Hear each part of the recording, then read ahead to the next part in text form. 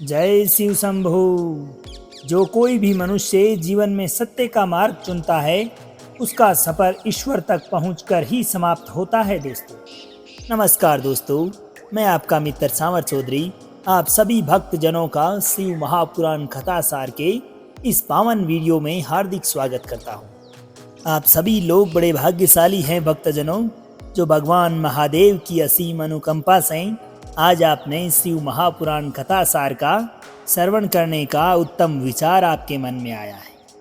दोस्तों, महाशिव पुराण कथा वाचन का आज हमारा द्वितीय दिवस है। जो भी मित्रगण इस वीडियो को पहली बार देख रहे हैं और हमारे चैनल पर पहली बार आए हैं, उनसे आग्रह है कि चैनल को सब्सक्राइब कर घंटी के बटन को जरूर ऑन करें, ताकि इस कथा सार तथा इससे संबंधित भक्ति के जितने भी वीडियो मैं आपके लिए लाता हूँ वो सर्वप्रथम आप तक पहुँच सके और इस धर्म ज्ञान की गंगा का प्रसार हो सके। इससे पूर्व के वीडियो में दोस्तों हमने बात की थी कि किस प्रकार से सूत जी एक एक करके कलयुग में रहने वाले मनुष्यों के उद्धार का मार्ग प्रशस्त करते हैं। और आज का वीडियो हम शुरू करेंगे ज्योतिर्लिंग के प्राकाट्य के संदर्भ से। तो चलिए शुरू करते हैं। एक समय की बात है, शेषशाही भगवान विष्णु अपनी पराशक्ति तथा पार्षदों से घिरे हुए शयन कर रहे थे। उसी समय ब्रह्मवेत्ताओं में श्रेष्ठ ब्रह्मा जी वहां पधारे तथा विष्णु से वार्ता करते हुए वाद विवाद करने लगे। वाद विवाद इतना बढ़ गया कि उसने एक भयंकर युद्ध का रूप धारण कर लिया। उस भयंकर युद्ध को देखकर समस्त देवतागण भयभीत होकर भगवान शंकर के पास कैलाश और उन्होंने भगवान शंकर को अवगत कराया। निराकार भगवान शंकर इस भयंकर युद्ध को देखकर एक विशाल अग्नि स्तंभ के रूप में उन दोनों के बीच आ प्रकट हुए। इस अद्भुत स्तंभ को देखकर ब्रह्मा, विष्णु तथा अन्य सभी लोग आश्चर्यचकित हो गए। ब्रह्मा विष्णु दोनों ने इसकी ऊंचाई तथा जड़ की सीमा देखने का विचार किया। अब विष्णु एक शूकर का रूप धारण कर इसकी जड़ की खोज में नीचे की ओर चले गए और इसी प्रकार ब्रह्मा भी हंस का रूप धारण कर उसका अंत खोजने के लिए ऊपर की ओर चल पड़े। पाताल लोक को खोदकर बहुत दूर तक जाने पर भी भगवान विष्णु को उस अग्नि स्तंभ का आधार नहीं मिला। दोस्तों, वे थक हार कर रणभूमि में वापस लौटते हैं। दूसरी ओर ब्रह्मा जी ने आकाश मार्ग से जाते हुए मार्ग में एक अद्भुत केतकी केवड़े के पुष्प को गिरते हुए देखा। अब उस गिरते हुए केतकी पुष्प ने ब्रह्मा जी से कहा कि इस स्तंभ के आदि का कहीं पता नहीं है, आप उसे देखने की आशा छोड़ दें। ब्रह्मा जी ने केतकी पुष्प से निवेदन किया कि तुम मेरे साथ चलकर विष्णु के समक्ष ये कह देना कि ब्रह्मा जी ने इस स्तंभ का अंत देख लिया है, मैं इसका साक्षी हूँ। आपातकाल में मिथ्या भाषण का दोष नहीं है। इस प्रकार से केतकी को समझाने पर केतकी मान जाते और केतकी ने वैसा ही किया जैसा ब्रह्मा जी ने उनको करने को कहा। भगवान शंकर तो अंतर्यामी थे। उन्होंने विष्णु की सत्य निष्ठा से प्रसन्न होकर देवताओं के समक्ष उन्हें अपनी समानता प्रदान की तथा ब्रह्मा जी से कहा कि हे ब्राह्मण, तुमने असत्य का आश्रय लिया है, इसलिए संसार में तुम्हारा सत्कार नहीं होगा और तुम्हारे मंदिर भी कहीं नहीं बनेंगे और किसी प्रकार का पूजन उत्सव आदि भी नहीं होगा। भगवान शिव ने झूठी गवाही देने वाले कपटी केतकी से कहा कि तुम दुष्ट हो, इसलिए कालांतर में मेरी पूजा में उपस्थित तुम्हारा फूल मुझे कभी प्रिय नहीं होगा।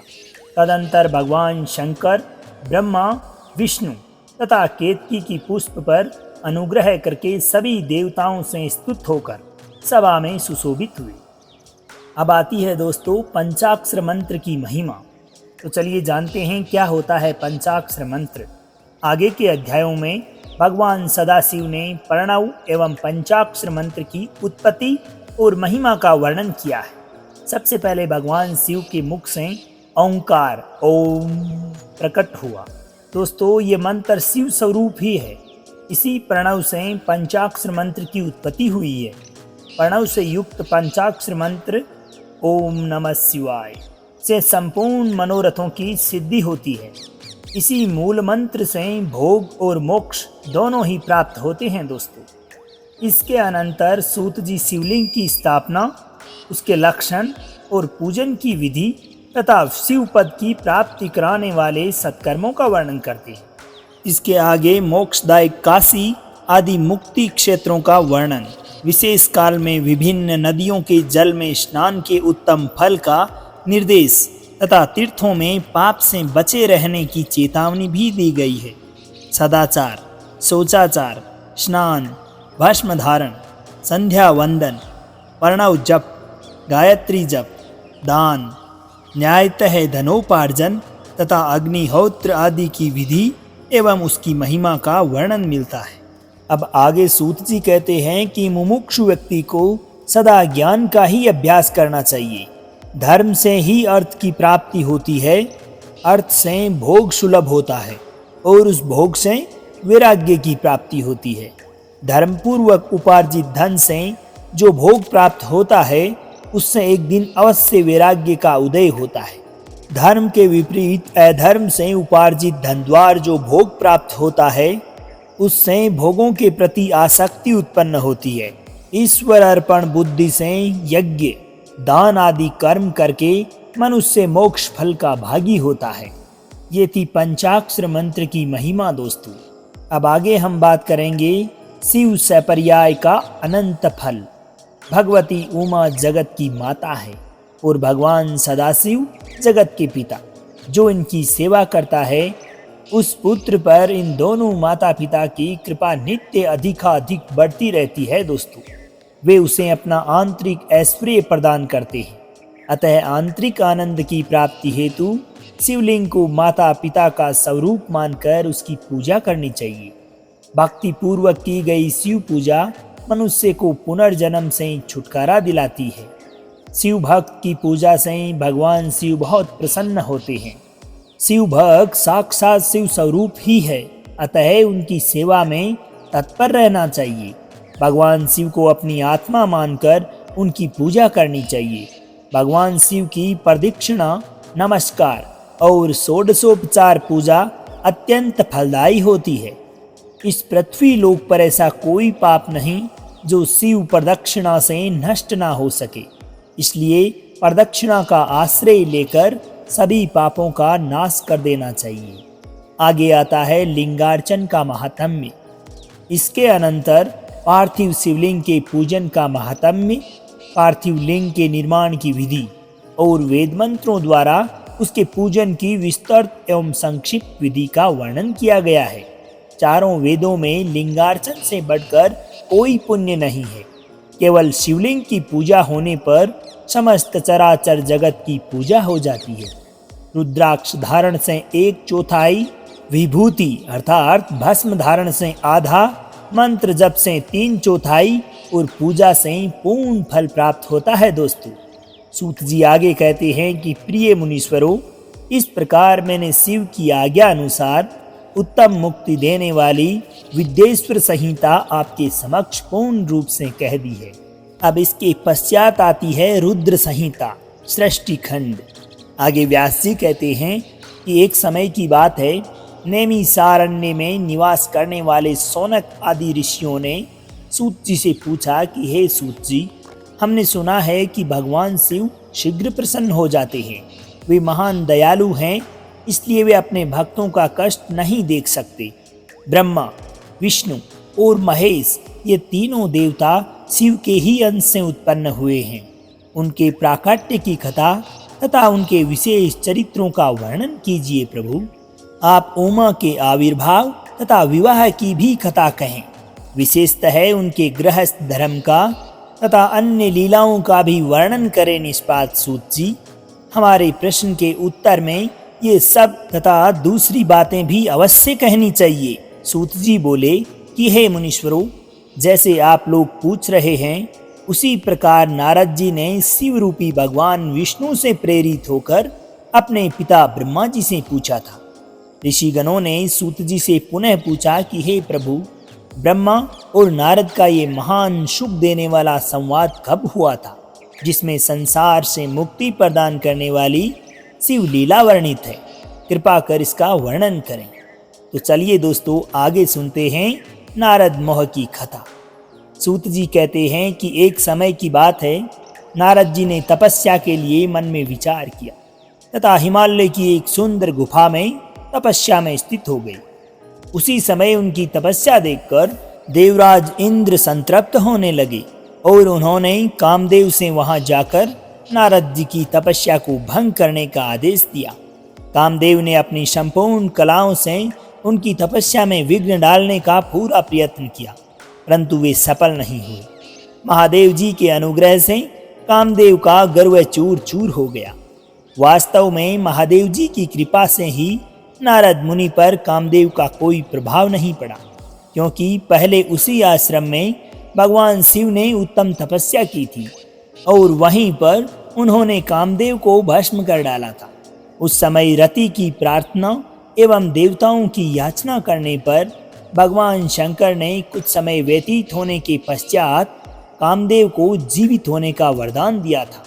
नारद जी को यह गर्व हो गया कि कामदेव पर मेरी विजय हुई। भगवान शिव की माया से मोहित होने के कारण उन्हें यथार्थ बात का ज्ञान नहीं हुआ। वे तत्काल कैलाश पर्वत पर गए। वहां रुद्र जी को उन्होंने कामदेव पर अपनी विजय का वृतांत सुनाया।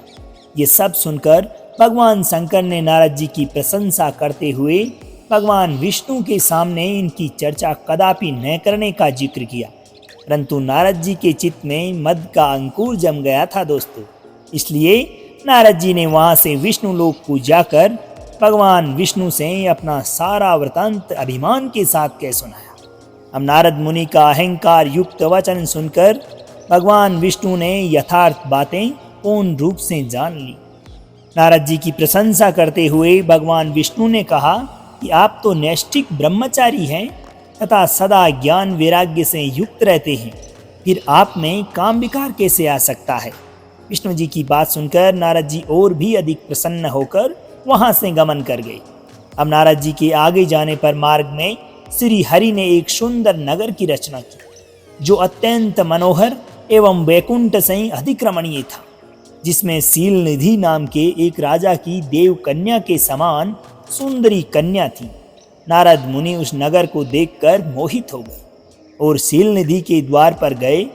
महाराज शील निधि ने श्रीमती नामक अपनी सुंदर कन्या को वहां बुलाकर नारद जी के चरणों में प्रणाम करवाया और निवेदन किया कि ये मेरी पुत्री है, अपने विवाह के निमित्त स्वयंवर में जाने वाली है। महर्षि, आप कृपा कर इसका भाग्य बताइए।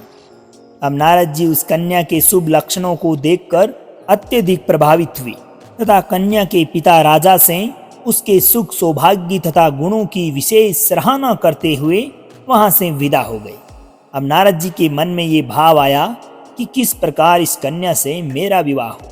वे तत्काल भगवान विष्णु के पास जा पहुंचे और एकांत में विष्णु से अपनी इच्छा व्यक्त की तथा उनसे यह भी प्रार्थना की कि आप अपना स्वरूप मुझे दे दें, जिससे ये कन्या मेरा वरण कर ले। भगवान विष्णु बोले कि मैं पूर्ण रूप से तुम्हारा हित साधन करूंगा। यह कहकर भगवान विष्णु ने नारद मुनि को मुक्त वानर का दे दिया तथा शेष अंगों में अपना सा स्वरूप देकर वहां से अंतर्ध्यान हो गए। अब इस रहस्य से अनभिज्ञ नारद जी स्वयंवर में जा पहुंचे। सुलक्षणा राजकुमारी स्वयंवर के मध्य भाग में खड़ी होकर अपने मन के अनुरूप वर का अन्वेषण करने लगी। नारद का वानर सा मुख देखकर वह कुपित हो गई और उनकी ओर से दृष्टि हटाकर अपने मनोवांछित वर को ढूंढने लगी। उसी समय राजा का वेश धारण कर विष्णु जी वहां आ पहुंचे। तब भगवान विष्णु के गले में वरमाला डालकर वह उनके साथ अंतर्धान हो गई। अब नारद जी के इस मुखाकृति को स्वयंवर में अन्य किसी ने तो नहीं देखा। शिव जी के 2 पार्षद वहां उपस्थित थे। उन्होंने ये सब देखकर नारद जी का उपहास किया तथा उन्हें अपना प्रतिबिंब देखने के लिए कहा। तब नारद जी को वास्तविकता का पता चला तो वे क्रोध से व्याकुल हो गए। उन दोनों ही शिवगणों को उन्होंने राक्षस होने का श्राप दिया। इसके अनंतर विष्णु लोक जाकर माया से मोहित नारद विष्णु को शाप देते हुए बोले कि तुमने स्त्री के लिए मुझे व्याकुल किया है, तुम भी मनुष्य हो जाओ और स्त्री के वियोग में दुख भोगो। तुमने जिन वानरों के समान मेरा मुख बनाया था वे सभी उस समय तुम्हारे सहायक होंगे। कुछ ही क्षणों में भगवान शंकर ने अपनी विश्व मोहिनी माया को खींच लिया। अब उस समय के तिरोहित होते ही नारद जी शुद्ध बुद्धि से युक्त हो गए और उनकी सारी व्याकुलता जाती रही। श्री नारद जी भगवान विष्णु के चरणों में गिर पड़े और अत्यंत पश्चाताप करने लगे। तो दोस्तों, इस प्रकार से ये थी नारद मोह की कथा। आज के इस वीडियो को हम यहीं विराम देते हैं। आगे आने वाली वीडियो में हम बात करेंगे भगवान विष्णु द्वारा नारद जी को शिवोपासन का उपदेश किस प्रकार से दिया जाता है। दोस्तों, उम्मीद है कि वीडियो आपको पसंद आया होगा। अगर वीडियो पसंद आया हो तो अपने सगे संबंधियों, दोस्तों, माताओं, बहनों तथा परिवार वालों के साथ में भी जरूर शेयर करें। चैनल पर पहली बार आए हैं तो चैनल को सब्सक्राइब कर नोटिफिकेशन के बेल आइकन को जरूर ऑन करें, ताकि इसी कथा से संबंधित तथा अन्य भक्ति भाव से परिपूर्ण वीडियोज आपको सर्वप्रथम मिलते रहें। तो दोस्तों, अब आज्ञा दीजिए आपके मित्र सांवर चौधरी को। मिलते हैं अगले वीडियो के साथ। जब तक के लिए खुश रहिए, मुस्कुराते रहिए, जीवन में आगे बढ़ते रहिए और प्रेम से बोलिए श्री राधे राधे।